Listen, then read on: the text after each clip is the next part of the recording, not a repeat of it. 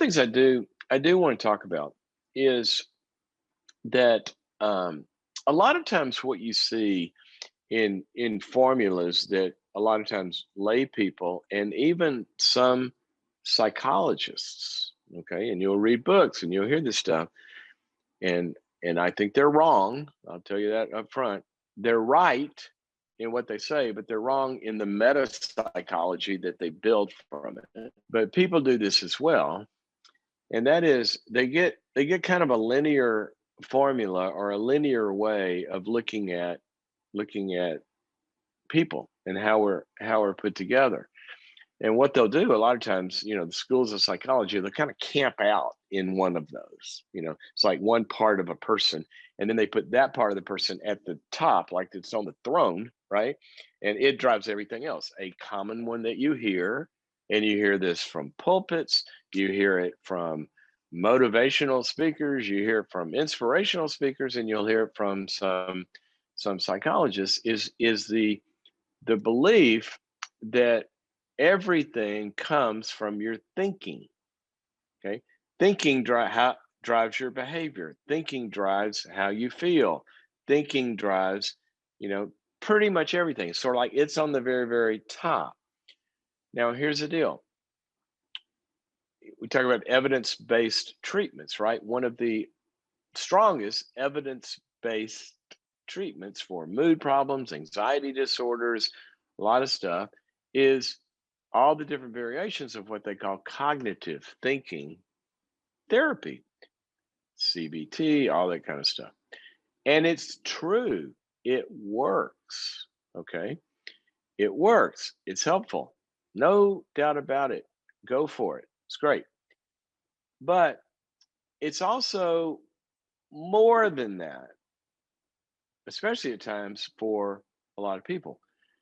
Because in my view, here's what you got to remember. You know, thinking is what we call a secondary process developmentally. All right. I mean, try to play chess with your baby. If you got a 6-month old, ask them what they're thinking, see what they tell you. Well, not a lot of thinking going on there yet. Why? Because that develops secondary to some other processes in a human being, which are really, really foundational and deeper. And that is the attachment world and all the feeling states and physiological states that come from the level of our connectedness. And so now we got a couple of things in the formula, right? We got 3 things already in the formula. We got 4 things in the formula already because a baby, their feeling states aren't even advanced enough to where they have actual emotions. They have states. It's not like they say, "Oh, I'm a little angry today." No, they're like, "Argh!" They're enraged and their face it's like a rage. You put that in a 40-year-old body and you know what that looks like. So we got feeling states, but also it's physiological. Okay, when they're in organismic distress because they haven't been picked up, okay, and you let them redline those frustration states, that goes physiological, it goes neurological, it's everything, and they're overwhelmed, and that's why they need the external love object to come in, mommy or daddy or caretaker, whoever it is that's doing this, picks them up and takes them and provides for them what they can't provide for themselves. And it calms them down, and the attachment begins to form, and that attachment gets internalized, and that gets into the internal wiring. And so that, you got feeling states, you got physiological states, you got attachment states, and then you get thinking states. And then on top of that, what do you hear from some people? Some people don't emphasize thinking, they emphasize on your behavior. All right. It's what you do that's going to make you feel the way you're feeling. All right. Well, let me tell you kind of this about that. That's true too. See why this gets confusing? If we're not kind of diagnosing and figuring out what we need to do? Because here's the deal. I mean, talk about behavior changing moods. There's all sorts of research. Guess what? If your mood is bad, guess what? Guess what research has shown will change your mood? Do this. Just start smiling. Start smiling. Smile at everyone. Just start smiling. Change that behavior. And there's studies that show that changes your mood. Here's another one. Sometimes we got to get off our butt and go exercise. That's behavior. But what does that behavior do? It changes physiology. It changes sometimes outlook. And then lo and behold, behavior. Now I'm getting a feeling of self-efficacy and I'm doing something that's helpful. And also, hey, I ran into a few people. I had some interaction. So what we're talking about here is a lot of different things that affect how well we're doing in life. So here's what I want to pass on to you today. I want you to be thinking about all of it, right? If somebody says, how do you get healthy? Oh, well, you got to get good sleep. That's the key to being healthy. Really? You want to add a few vegetables to that, Bubba, in your single-minded formula? Or somebody else says, "Oh, it's all about nutrition. It's all about nutrition. You got to eat this and eat that and eat that." Okay. Want to add a little exercise to that, Bubba? Your simple formula? Oh, it's all about, really, it's all about having community in your life and relationships. Okay. That's good. You want to add a little sleep and exercise and nutrition to that formula? Or you want to hang around with people and eat 46 fast food burgers every day? See what I mean? Human behavior is, or human well being, I should say, it's really understandable if somebody understands it. And what that means is it's multi-factorial when we analyze what causes our different moods, our addictions, our behaviors, our success, our thriving. And you know me, I can't talk about this stuff without, you know, kind of preaching at you a little bit because that's what God said, the one that made it all over the place. I started to say one of my favorite verses. Well, 18 gazillion of my favorite verses say things like, we are fearfully and wonderfully made, that we're so complex, the way this design of a human. One of my favorite verses is holistic. It's not just one thing.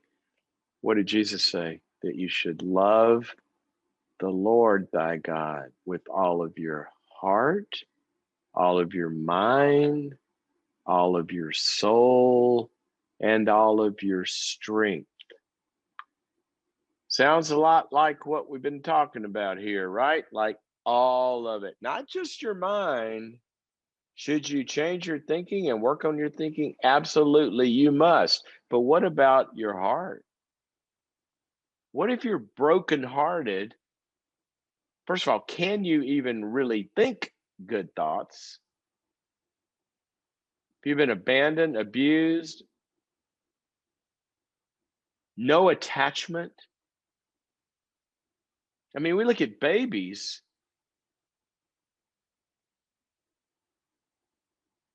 Babies that are born and they're fed and watered. You know this from studying them in institutions and other places, or even in life situations where maybe they get enough food to survive, or, physical needs, but they're not loved. They're not connected with. They don't even grow the neurological wiring. Their brains are smaller. You put them they start to act out. A lot of times you see this, where they've adopted kids and they just had no attachment. They got severe attachment disorders. Well, they look at their brains later. There's wiring missing up there. How am I going to think right if I don't even have my heart is empty? And we talk to people every day, almost on this show, where their thinking is so screwed up when they're attracted to somebody. Why? Because the hole in their heart is so deep that any relationship looks good sometimes. Well, yeah, we can address the thinking and we need to. It's important, but we better address that empty heart. And right now, as I describe this and I think of people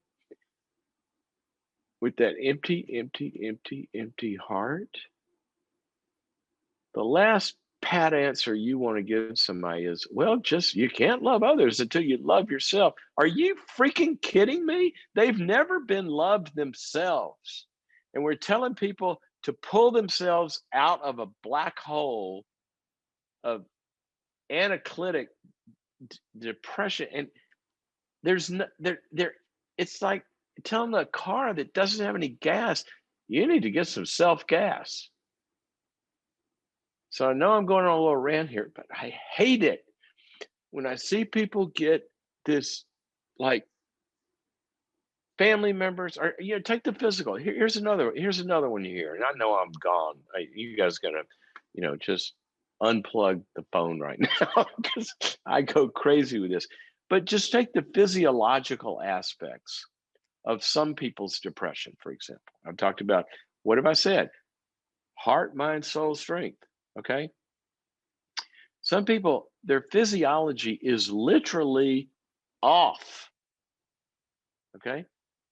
And guess what, people? There are things called neurotransmitters. They're real. They live in the brain and they drive metabolic processes and cycles that are tied to your body that operate in cycles: sleep, your libido, your appetite, your ability to concentrate because your brain is working, energy levels, all of that. Those are deeply physiological processes. And some people don't have the neurotransmitter power for their body to tell itself to move, to have energy, to feel good, to be able to concentrate. And they need medicine. Some people need medicine. They do. It helps. And it doesn't help everybody because that's not their problem. Back to my original point. Some things are psychological, spiritual, emotional, behavioral circumstances. Some things are deeply biological. And they got somebody comes along, well, you shouldn't be leaning on those pills. You shouldn't be. And I just want to scream because I have seen people driven to suicidal states because somebody came and told them that it was wrong for them to be taking medicine. And I always say to those people, where did you go to medical school? How many people have you treated where you've seen miracles happen because they got on the right medicine? And I go nuts about this stuff. And I'm not a pill pusher, I promise you. And a lot of things, another big part of this, especially when you talk about depression and anxiety, is all pills are not alike. Some are addicting, some are not.